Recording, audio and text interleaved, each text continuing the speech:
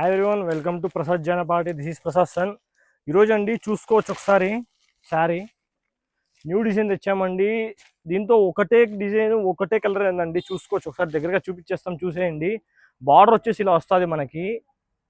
ఇంకా మీకు డిజైన్ చూసుకున్నట్లయితే చూసుకోవచ్చు, పికాక్ డిజైన్ అండి. చిన్న చిన్న బార్డర్స్ వచ్చేసి చాలా బ్యూటిఫుల్గా ఉందండి శారీ మొత్తము. ఒకసారి శారీ ఓపెన్ చేస్తాను, చూసేయండి.